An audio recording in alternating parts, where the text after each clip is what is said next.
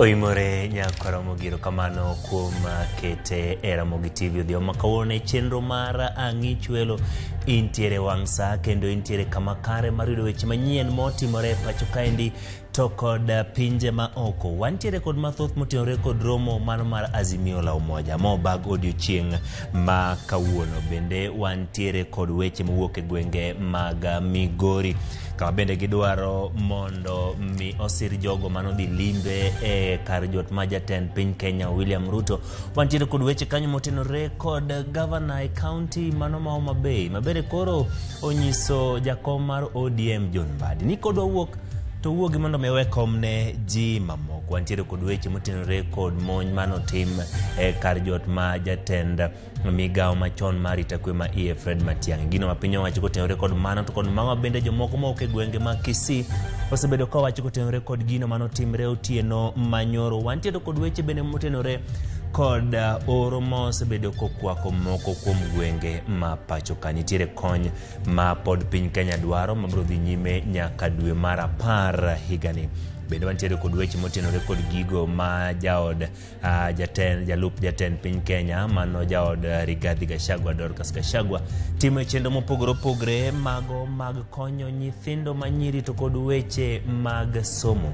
Magi to kod mamoko mathoth. Magi weche ma wamiyo pek. Onge romo mora gi jo Kenya Kwanza. Ugai mar Azimio la Umoja One Kenya Alliance Raila Amolo Odinga koro wacho ne jotelo moyier e lemo kod kwethno. Wacho ni buogo wani dwa we komo kiwe ibuogo wanango we nikech nyaka ne mi koma chamo dok piny mogik. Gavana Homa Bay Gladys Wanga koro wacho ni jakom ODM John Mbadi osetiyo marach e komeno kuom higni 9. Wede kod osiepe ne oriwore ne alam ne jatend migao machon mar somo ngire George Magoha e kanisa mar Consolata Shrine Nairobi.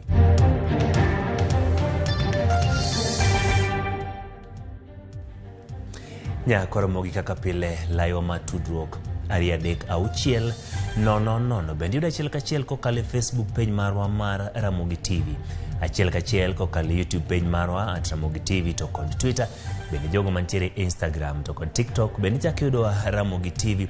Thulen mari mar mondo mi itwa kodwa kendo miwa pachi ewi weche manyien mwadhi bedo ka wakelo ni odiochieng' ma kawuono. Ahinya to weche motenore kanyo kod duond bura mar ODM magisani weche makoni kod kocha wuokie ibro miwa pachi mako ka lai mar 336 to kod Facebook page abro bedo gi thuolo mar somo e kinde ma wadhi nyime kod weche manyien. Nyinga Ochieng Emmanuel, telo kumarwa en Belinda Adhiambo. Kawachako ni ogai mar ODM Raila Amolo Odinga ochungo tudruok mora majo kanye kweth ma Azimio la Umoja One Kenya Alliance nyalo bedo godo kod piny owacho. Erome mane riwruogno bago kawuono, Odinga no wuok tung' mosuo ka gikwedo tudruok mamoko kuomgi ma bende osebedo godo kod jatend piny Kenya William Ruto kod jodito mage, ka giwacho ni gin romo mag dongruok. Walter Nyambaga nigi mathoth. Mana kaka weche pod ochache romo ne otim kod jood bura chiko mag ODM to kod moko bura mag Jubilee kod jatend piny William Ruto. E kweth mar Azimio la Umoja One Kenya Alliance ne obago romo kod jood bura kama ne onyiedhore lela ni rombe ariyogo ne okomoro jodito mag Azimio. Politics is development, and that's why there's no need for politicians to go and beg the executive for development. That is a right of the people of Kenya, and they are trying to use money and so on to woo people into their side. So let's go to the people. The power to the people. But Gideon went there, but he did the decent thing. He said, I've been summoned to State House. He called his party leader. Odinga bende olanda yanga ni thuolo mane ochiwo ne jood bura mar timo rombe mag dongruok gi piny owacho mar Kenya Kwanza e koro ng'adore oko. Mayo medo ni koro betie nikech gin kod adiera ni loch mar William Ruto yiero mokalo ne en mar mibadhi kendo ok giyange kata matin. These people know that they stole elections, and they want to rule you as if they won elections. And they want to turn this country into a single-party dictatorship. Odinga, Kalonzo Musyoka kod Eugene Wamalwa duto kone William Ruto ni mondo weduoko piny Kenya tendago komachon marocho demokrasia. You cannot cannibalize democracy in this country. It will not happen. Not under Constitution 2010. You've heard about what happened to my brother Matiang'i last night. And Baba, we must really thank you for being there for him. In fact, I want, after we finish, I want you to know my house in case it happens to me also. Please. Because I'm told there's a list. Romo no mane nitiere mana sanja mag jo od bura mag Jubilee kod Wiper Party kama tenda Azimio ochung' ni gibiro sundo tend Kenya Kwanza mar neno ni jo Kenya yudo fungruok kiuchumi masani oridore. There's social and economic freedom of the people of Kenya. Kenyans are hurting. They demand and deserve economic justice. I want to say again, any visit, cohabitation, dining, wining with Kenya Kwanza by any member from Jubilee, it is against the position of the party, and it is also against the position of Azimio.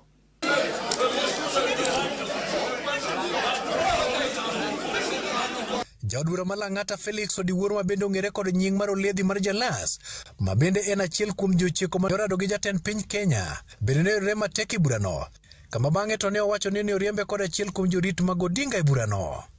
I can't regret meeting President because I'd gone there as in my own capacity, and it's because he had called me for development issues.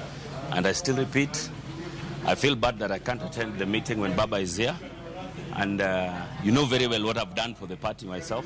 Kagitimo romo margi mar od bura, kwethno mar Azimio la Umoja One Kenya Alliance kotelne kod ogai margi Raila Amolo Odinga okone piny owacho mar Kenya Kwanza mondo oyud yo mar fuong'o ngimane oganda. Giluwo ni gibiro dhi nyime kod timo rombe mag siasa ka chenro maket kod mano chan time kar chung' od bura ma Mavoko.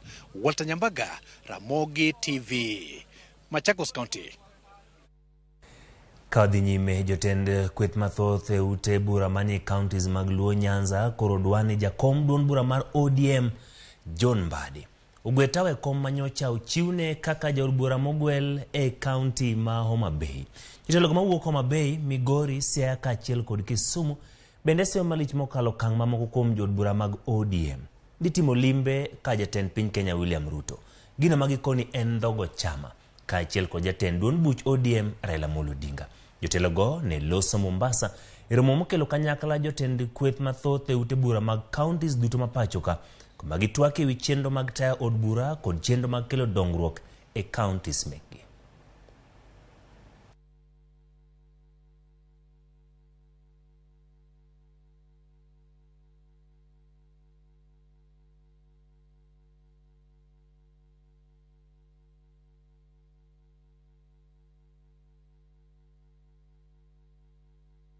Adwa kwayi ni kiyie kata kuma intiere Ukambani sani miwuondri ni ine piji miteng'no kaw barua ndeke mondo yand over ne jakom nikech igo party wa piny. Wadwaro somebody with vibrant manyalo ting'o party mondo yie party kuma ne yude nikech in isego party ne piny manyaka encha jakom chak kata buthene in ing'e ni chiemo nikech party. Wadwa nyiso John Ng'ong'o Mbadi owacho no nyalo gwe tawo. Wan kaka joma tindo masani wadwa no ndik barua kata nyoro mondo wenwa chama. To kodwa no odwa resign. Owe to resign nyaka nomination mencho miye. Ok nyami nomination mar party to pod ichake lwedo mopidhi ichake pengo. Omiyo wakwaye ni kanyo odwa resign to wedo odhi adhi mus mondo wacha party wa mar ODM. Wan kaka jochama wachungi baba wachungi chama mar ODM. Kapo ni ng'ato or mondo kethi, tiboneno mana timbe ng'ama biro kethi nene ng'ama kobiro to kodwa winjo wacho kunyil nikech ji osebedo ka winjore kendo wasebedo ka wuotho. Omiyo ka matindo tindo mag otgi tapanwa biro loso.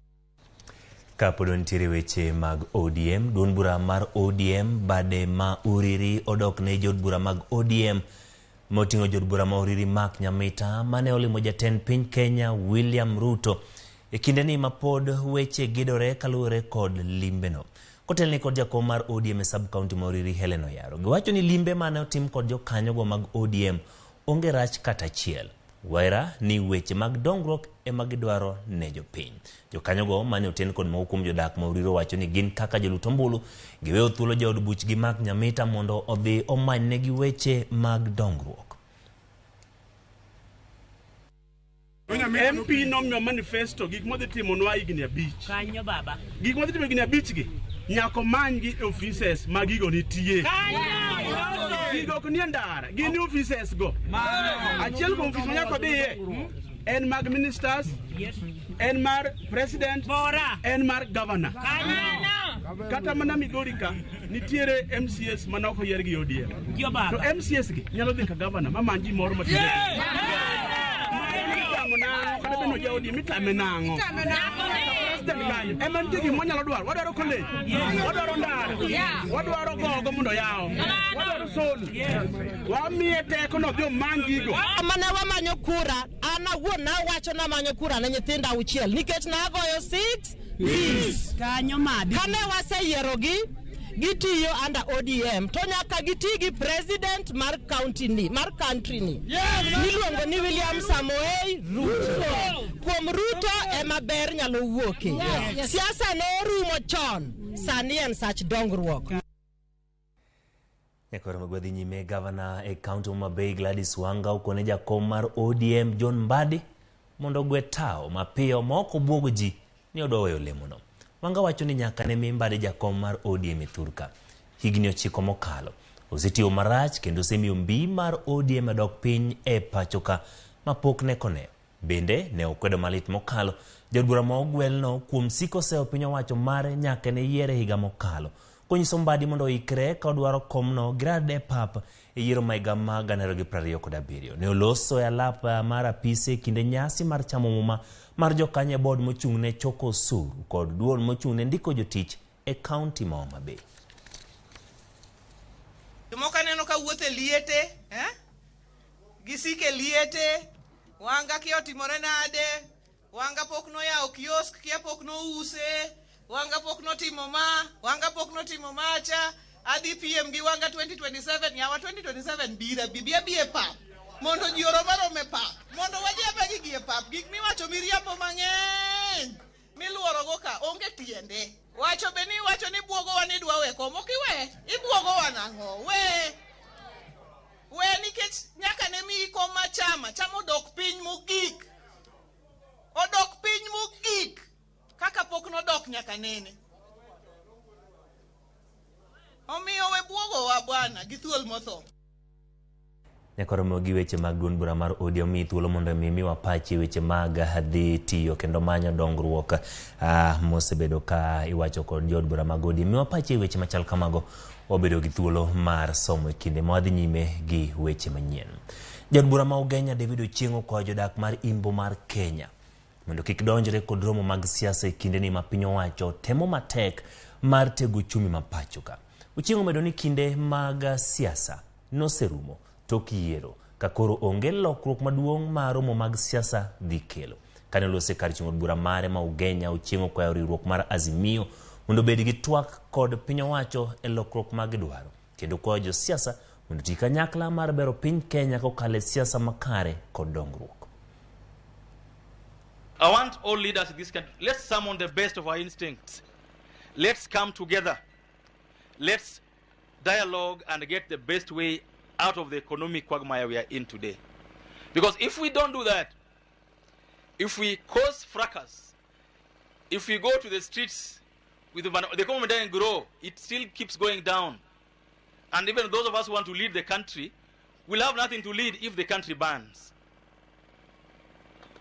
So the request I'm making to the political players that this is the time to pull together. This is the time to summon the best of our ideas and minds. Not to go to the streets, but to go to the boardrooms and plan how do we build back this economy better. And I hope that my people from Nyanza, from Western Kenya, we will see the need. You don't have to support the government of the day to build the economy. But you can decide that as a patriot, kama mzalendo, nitafanya kazi yangu penye niko, ili uchumi ukue. Jatend migawo machon ma arita kwe Laktar Fred Matiang'i odhi e doho ka kwayo mar doho chung chenro mar make e gino mowacho ni en chwalo agenda mar siasa ma biro bang' obila monjo dala ne Otieno Manyoro kendo temo make kata doko ni ogai mar obila Jafeth Kome to kwedo weche makamago. Matiang'i nyiso doho ni chenro mar make en okenge mag temo tame yuore nyasi mar iko jatend migawo machon mar somo mosenindo ngire George Magoha e kaunti ma Siaya. Chris Owino kolonwa. E oboke ma ochwal ne doho mamalo kinyi makawuono kod kinde mage, jatend migawo machon mar arita kwe Dr. Fred Matiang'i okwayo doho mondo chung chenro mar make ka owacho ni okang' mar obila mar monjo dala ne Otieno Manyoro ne orocho ratiro mage. Matiang'i onyiso doho ni obila tiyo marach kod teko magi e sande kaachiel gi chwalo agenda mar siasa. Kaluwore gi Fred Matiang'i, ngima mare kod mano mar anyuola mare dhi bedo kama ng'aw poni doho ok ogolo chik makumo obila mar dhi nyime kod chenro moro amora mar make. Kokalo kuom kinde mage, Matiang'i bende dwaro mondo doho ochung chenro mar make, dayo dhoge, donjone e doho kaachiel gi sande. Kata odoko ni obila ne omonjo dala ne kar saa 4 otieno, Matiang'i onyiso doho ni pok oyudo oboke moro amora mar ndiko dhoge e stesend obila kaachiel gi samandh mar obila. Ne otudo meko mare kod weche mane owacho e kinde limbe ma jotend migepe mane oti e bwo jatend piny machon Uhuru Kenyatta e dala mosenindo ngire George Magoha, kendo wacho ni magi gin okenge mag tame dhi ko George Magoha e kaunti ma Siaya.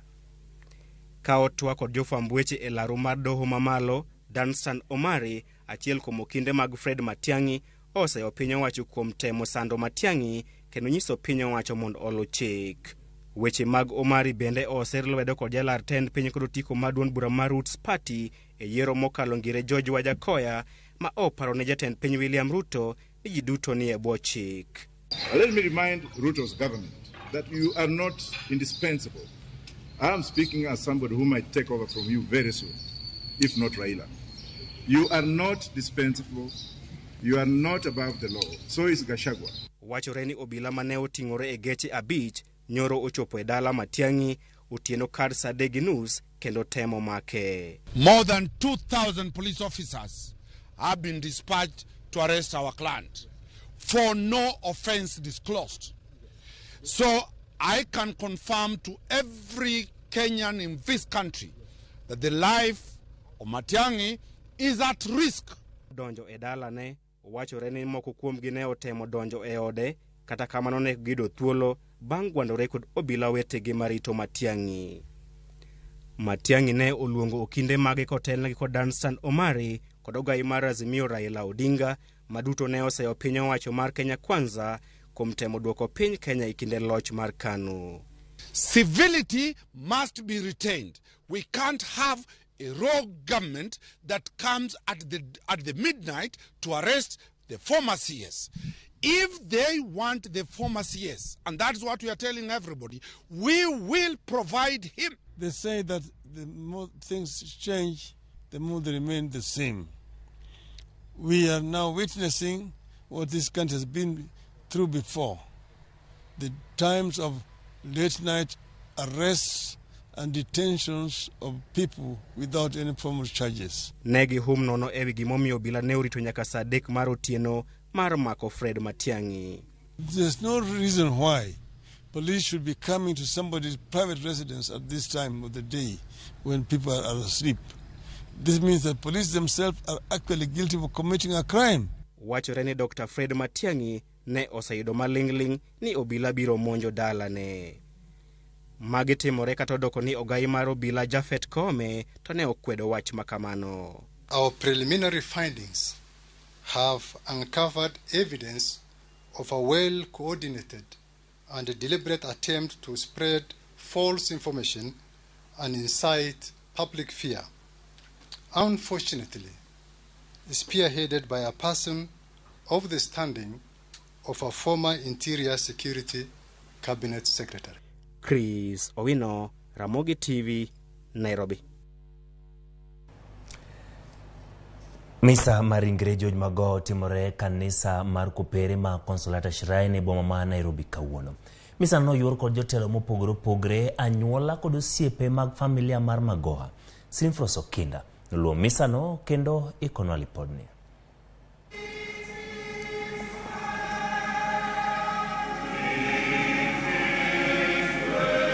Kar saa 3 mar okinyi.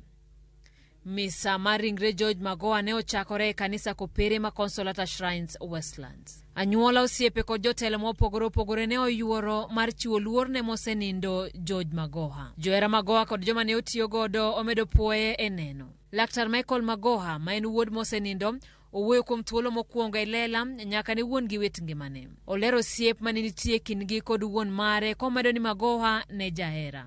He was available. It didn't matter if he was a surgeon, if he was a cabinet secretary. And that's because he believed in family. And it was always the same. One phone call. If he can talk, he talks immediately. If he can't talk, immediately he finishes, he would come to me. And that's for 38 years of my life. I realized everybody forgets when he failed because I saw how he reacted. And what hits me more, if I feel like that, the person who knows a lot more is my mom. Because as I have a child now, by the time it reaches your child, it's really stressing you. Minod mosenindo Laktar Barbara Magoha omedo paro jaode kaka jal mane oketo dwaro mar joode nyime kano jiwo dongruok mage. My husband's life has been on 3 pillars.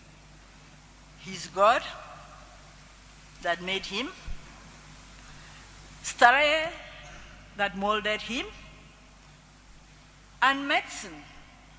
Everything of his, he did in medical precision. You take history, which is the problem, you investigate, make a diagnosis, and make the decision. Some people found it odd. We medics, we don't have time for storytelling. It's either this or that. Joma ne otiyo kod Magoha e sectors mopogore opogore opako tije maler kod chimruok tir gi bero ngima oganda. Professor Magoha was a visionary and a transformative leader who was always determined to move the country's education sector forward. He used to say that public service is a calling, and indeed it is. So when you're in public service, he would say, don't worry about resting. There will be plenty of time to rest in the grave. Professor Magoha would approach any task that he set out to do. His work ethics was driven by one singular goal, to deliver nothing but the best. First book of Chronicles 4 verse 9, the prayer of Jabez. May that prayer of Jabez take care of your home. May the Lord protect you, expand your territory, you and Michael. And I know that for sure, the Lord that takes care of widows, as put in Revelation 21 verse 3, will wipe your tears. May the good Lord that I worship rest Professor Saul in the realm of peace. Magoha nosiko kapako tiegruok makare manoyudo skund yawuoyi ma Starehe Boys. Ten sikundno kod joma ne opuonjore Starehe bende oparo ber Magoha. He has been a great supporter of Starehe.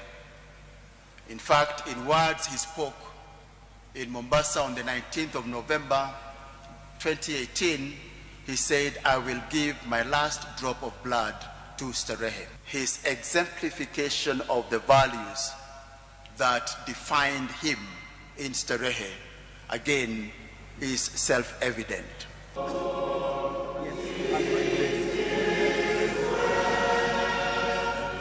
Ringre ngire George Magoha biro nindo e pare ma Lavington otieno makawuono. Kiny koromo saa 7 wang'e ringre Magoha igeno ni biro chopo e skund primar mar Yala Township manitiere kaunti ma Siaya. Toke kanyo ringre no ibiro ter nyaka skund sekondar mar St Mary's Yala kama oganda biro yudo thuolo mar neno ringre Magoha. Magoha biro nindo e pare ma Umira koiko kopo mogik ma bende biro timore tarik 11 Ngeso mano mar dwe mar 2. Kowuok Consolata Shrines e boma ma Nairobi, nyinga Sinfros Okinda. Erokamano Sinfros kuom lipono. Riwruok mar Haki Afrika okwayo duol makedo gi mibadhi e pacho ka EACC mondo non matut skunde magiwacho ni pod chuno jonyuol gi nyiepo mag lep skul e duke magin ema gipuodho. Ka gilose apise gi e boma Nairobi, Haki Afrika wacho ni juno jonyuol Chuno jonyuol kamano en rocho ratich nyithi skul ka moko kuom jonyuolgo ok nyal yudo pesa mar romo e lep sikul e duknigo. Haki Afrika bende wacho ni nitie skunde buora ma pod chuno jonyuol kod chulo pesa ma ok oyangi kod piny owacho maonge risit ma igolie. Mae gimedo ni osimo nyithindo mathoth donjo e junior secondary to kod klas 9.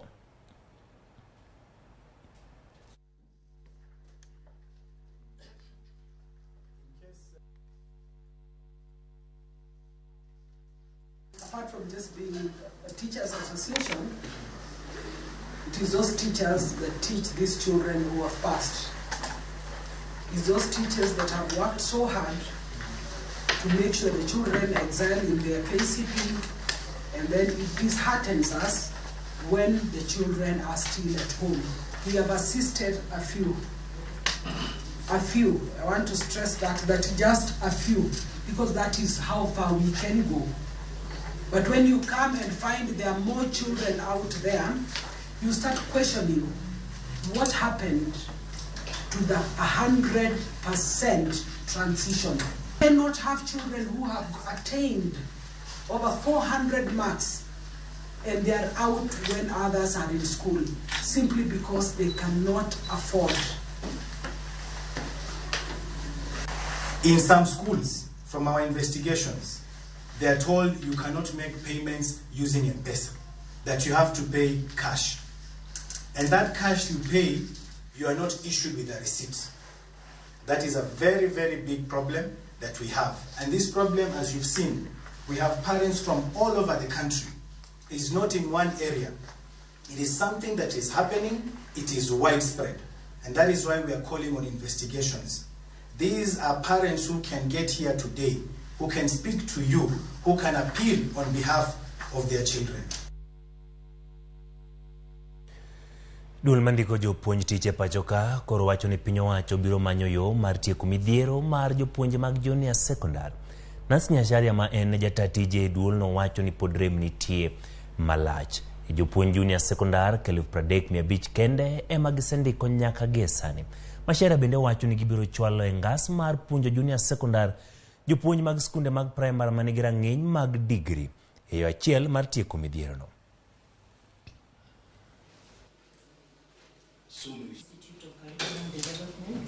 I'm here representing and all the protocols of start. My name is Weche. So KCD, I believe that is going forward. Of course, the TSC will be recruiting teachers as soon as we get the funding. As we have done, I think 14,733 teachers, and what we did, there is no county that will be left with it without teachers, and that's why we have not done all of them, because what we did is map them so that if we are taking 14 from this county, we map them against the next county so that we again take 14 from that county and take them to where we have removed these. So we did mapping, and so there is no reason that one county should suffer more than, and that's why we couldn't do all of them at once. Ya Ramogi report motenore kod skunde mag junior secondary na mubiro kawo godo yueyo wa mokwongo, kata kamano kapok wadhi e yueyo nitiere jogo ma loso koda kendo gioro pachgi weche manyien mwasebedo kwa keloni e kare mokwongo no en ni ODM party kata duond bura mar ODM owe jotelo tigi president mondo jopiny oyud dongruok nikech siasa noserumo. Mano Chok Victor Kaninya Maji Lambwero kamano Chok Victor kuom pachi mano Emmanuel Ayuda Ngichwelo yo makare bo machangame Mombasa Albert Gwea wacho kanyo ni en bende oyie gi wach ma jotelo manyo dongruok nikech weche mag siasa ne oserumo. Kamano Albert Gwea kuom golo pachi no. Dano diero ka intiere Minyenya School gimokaro giworo en ni obila bende nyalo wuondore ni luwo chike to karamana jogo ma ok luw chike ka gidonje weche mag loch maragogo kaka higni mag Moi mago mane oserumo higa mag 2002. Odwaro mondo mi jotelo mane osetiyo miya arita makare. Kamano Dano diero kuom paro ma chal kamano. Ouru Nyamboka intiere UGC penjo kanyo ni Azimio moko dhi e rally to moko dhi e State House, en ang'o? Onge riwruok kosero. Kamano Ouru Nyamboka kuom pachi. Kamano Omosh Digaro Land Cruiser wacho ni ka intiere kamato Emmanuel wabiro paro Magoha kuom tije maber manotimo kapod ongima. Erokamano, wabiro bedo gi rapar mathoth ewi gig Magoha ahinya te weche mag somo. Ng'at maluongore ni Ouma Kiwuok Gwasi: jotendwa mondo owe siasa gi tine jopiny. Jotelo makaluo nyaka ti gi sirikal mondo e dongruok. Siasa mbaya, maisha mbaya. Mano Kiboe. Erokamano kuom miyo Apache manyo kora Mgajwang' podi nyalo orna Apache ka namba mar 236 nabiro bedo gi thuolo mar somogi e kinde ma wadhi nyime gi weche manyien mag ang'ichwelo. Kik idhi mabor, wakawiwe.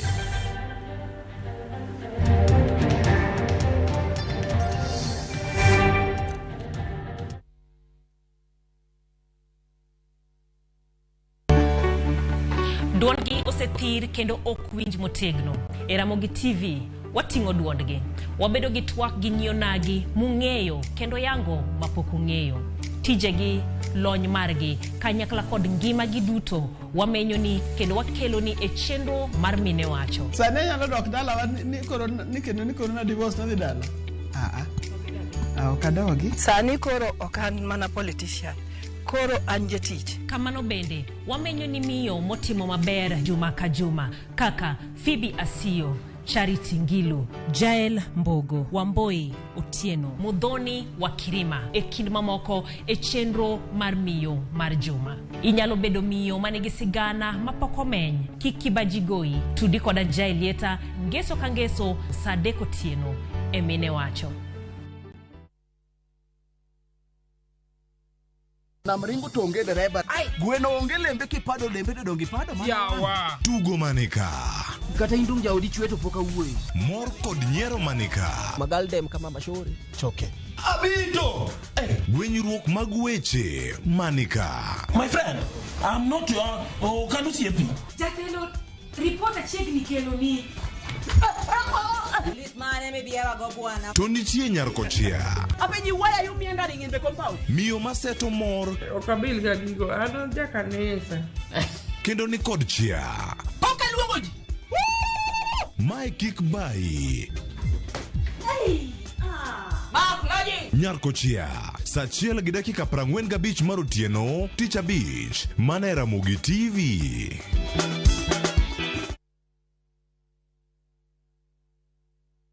Fresh episodes now available on View Sasa. Let me tell you. Where? In Asali Chungu. Kagure will do anything to be in charge of her new home. Your wish is my command.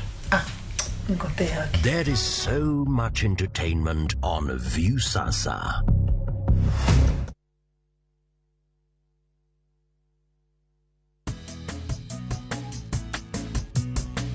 Naitwa Mama Harriet. Mimi natumia Bolt, hakuna kingine.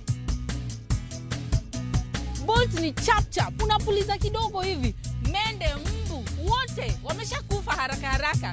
Bolt ndio kiboko yao. Bolt kills them fast. The only insecticide made of 100% natural Kenyan pyrethrum grown by local farmers from tropical brands. Shinda mameli na Shabiki Jackpot Mbao. Pata bonuses nzito na Shabiki Jackpot Mbao. Cheza sasa na shilingi 20 tu. BCLB number 416. Shabiki.com.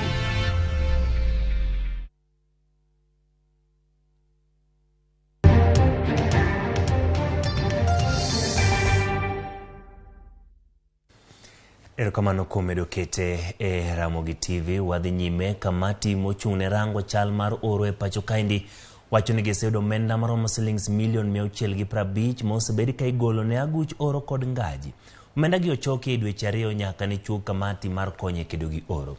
Kamati no bende koro donjo girimiti kod ute mag fwambo mondo med jiwo kendo kewo weche motenore kod chwalo kony ne oganda modak gi oro gi ngaji e kampen mong'ere kaka wa Kenya tulinde kampen. Charono ng'ao nigi mathoth.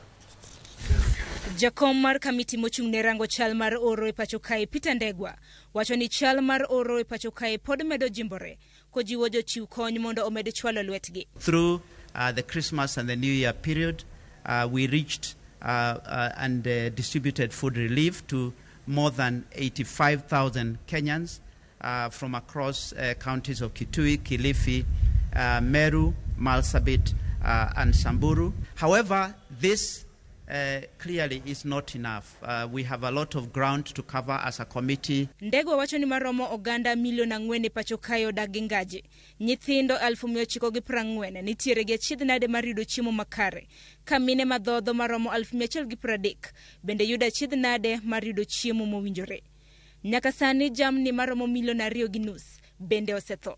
Kaluwore gi midhiero mikelo kod oro mokwako gwenge ma pacho ka. So about 65% of agricultural produce has failed in most of the ASAL counties, with most open water sources drying up. So water is also an important area that we need to start focusing on.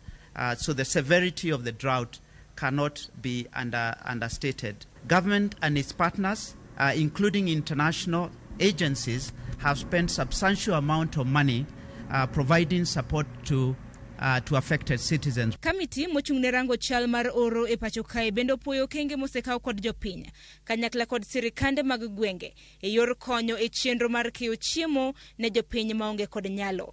We've so far raised just over 650 million to be partnering with the Kenya Defence Forces on a number of areas of a technical nature in terms of supporting our work, and the start of that will be supporting us to rehabilitate and repair boreholes that are out of repair at the moment. We are targeting 192 boreholes to begin with across the 30 counties that will benefit 1.7 million Kenyans. Kamiti no wacho ni gichano keyo chiemo maromo shillings milion 200 chenro magigeno chako dweni. We aim to raise to hit the 1 billion mark in terms of the money that we have raised, delivering the food to the ultimate beneficiaries by asking companies to donate logistic support services so that as much as possible any money that is raised through this initiative goes directly to the amounts that reach the families that are in need. Jakom mochung'ne ute mag fwambo e pacho kae bende noyudo thuolo mar chiwo puoch gi pak ne ute mag fwambo kuom okenge magisegoyo mar nyiso chal mar oro e pacho kae. The media is the closest to Kenyans. The media will play the role of highlighting the plight of Kenyans across the country. The media will also play a role of ensuring they hold this committee and anybody involved in the distribution of the food to account, because we need to ensure that whatever is contributed goes to the people who deserve it. Omenda mosebed ka ichoko kod kamiti no nyaka sani osekonyo e pogo chiemo e counties mane oro ojimbore kaka county ma Mandera, Kitui, Kilifi, Samburu to kod county ma Meru. Nyaka sani oro pod okwako gwenge 21 e kind 23 mane oro ojimbore. Oro ma wachore ni ne ochwal kaluwore gi nok mar koth higa mokalo. Sharon Ong'ao, Ramogi TV, Nairobi.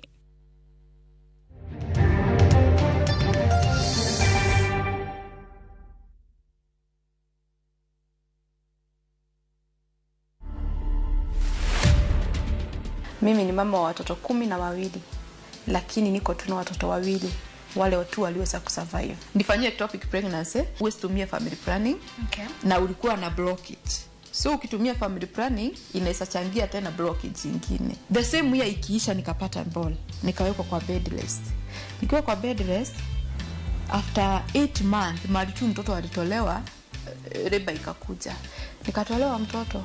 Nasikia nasi utamwambia aje. Nikasikia tu mama akipita hivi akasema kai huyo mtoto wake ni kama amekufa, ukisikia akiambiwa hivyo. Mimi watoto wangu wenye watu walikufa hakuna mashishi ilihudhuriwa na mtu wetu hata moja. Ilikuwa kutolewa hospitali, nyumbani mnapata shimo imechimbwa, kusika ni kama kutupa na kurudi. To watch this story and more, download the Citizen Digital app. Scroll left on the menu bar to the exclusive videos portal. Once here, scroll the videos and find this and many more exciting stories lined up for you. Click on the video to play and enjoy. Kenya's #1 app, Citizen Digital. Winning on Shabiki.com is getting easier. Enjoy highly boosted odds on Shabiki.com.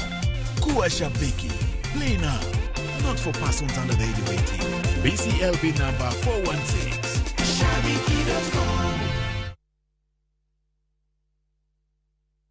Antokoro ochopo sechi makoro nyaka anu tega gimamane. Ochopo sechi masirikal nyaka konya koro. Dang keta gisekoma. Kendo kinyo keta gimito. Orucha keta gidek. Ni chieng motero gimamit to tero monorengi. Anambora. Uketa ni anambora. Dial *811 446# to get Mbura.